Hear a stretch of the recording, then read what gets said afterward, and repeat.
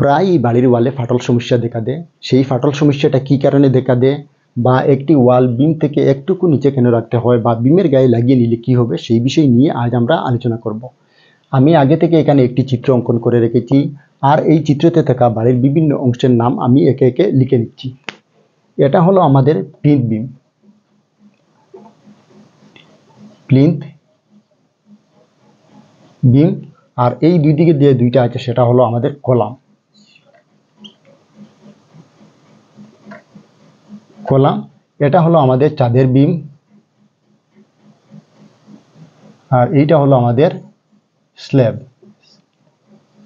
এবারে এখানে আমাদের যে প্লিন্থ বিম আছে, সেই প্লিন্থ বিমের উপরে এখানে 5 থেকে 10 লাইন ইটের গাঁথনি হওয়ার কথা ছিল। জায়গার অভাবে আমি সেই ইটের গাঁথনির চিত্র অঙ্কন করতে পারিনি। অবশ্যই আপনারা মনে মনে ভেবে নেবেন, আসলে এই খালি জায়গার নিচে এখানে 5 থেকে 10 লাইন ইটের গাঁথনি ছিল।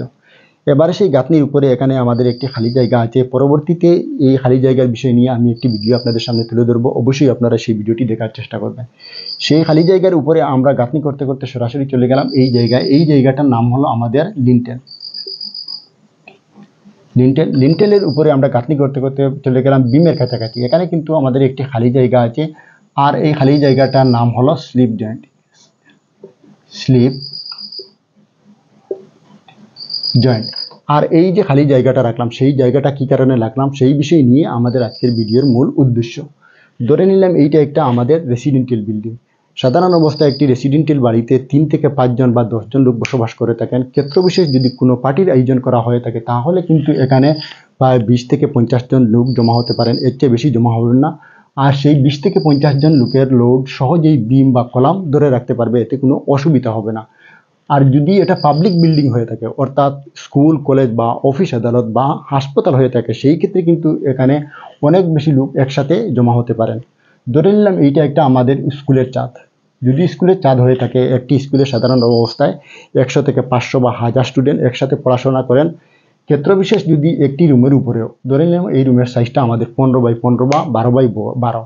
যদি কোনো বার্থডে পার্টি বা জন্মদিন কারো পালন করা হয়ে থাকে, তাহলে সেই রুমের উপরে একই সাথে 100 থেকে 50 ছাত্র একই সাথে দাঁড়াবে বা চলে আসবে। সেই ক্ষেত্রে কী হবে, এই ছাদের উপরে এক্সট্রা আরও 3 থেকে 5 টন বেশি লোড দাঁড়াবে।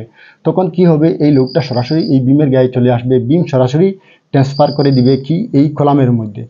যদি এই ওয়ালটা এই বিমের গায়ে লাগানো থাকে, তাহলে কি হবে, কলামের সাথে সাথেই ওয়ালের মধ্যেও সরাসরি লোডটা সমানভাবে ট্রান্সফার হবে। সেই ক্ষেত্রে ওয়ালটা ফেটে যাবে বা ফেটে যাওয়ার সম্ভাবনা খুবই বেশি থাকবে। তাই এই জায়গায় কিছু খালি অংশ রেখে দেওয়া হয়।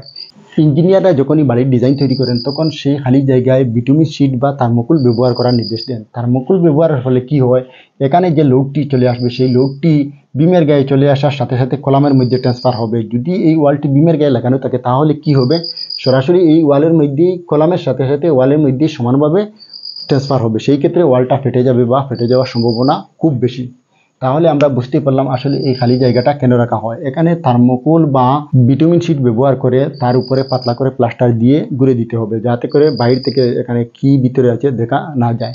এখন প্রশ্ন আসতে পারে, আসলে ওয়ালটা বিমের গায়ে লাগানোর কারণে চাঁদের লোড যদি ওয়ালের গায়ে ট্রান্সফার হয়, তাহলে এখানেও তো ওয়ালটা দুই দিকে দুইটি কলামে লাগানো আছে, তাহলে কি সেই ওয়ালের লোড কলামের গায়ে ট্রান্সফার হবে? হ্যাঁ, 1% হবে, তবে সম্পূর্ণ লোডটা কিন্তু এই প্লিন্থ বিমের উপরে থাকবে।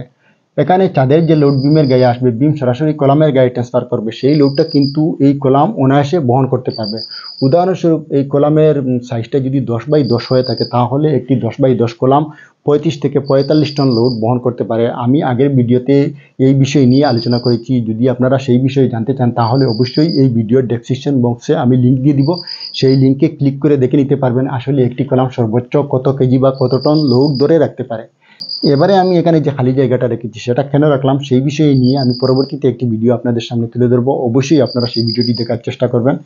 তাহলে আজকের মতো এখানেই। আপনারা সবাই ভালো থাকবেন, সুস্থ থাকবেন। তার সাথে ভিডিওটি কেমন হয়েছে অবশ্যই কমেন্ট বক্সে জানাবেন। যদি ভিডিওটি দেখে ভালো লাগে, তাহলে অবশ্যই একটি লাইক দিয়ে দিবেন। সাথে ভিডিওটি বেশি বেশি করে শেয়ার করে দিবেন, যাতে অন্যরাও দেখে উপকৃত হতে পারে। ধন্যবাদ।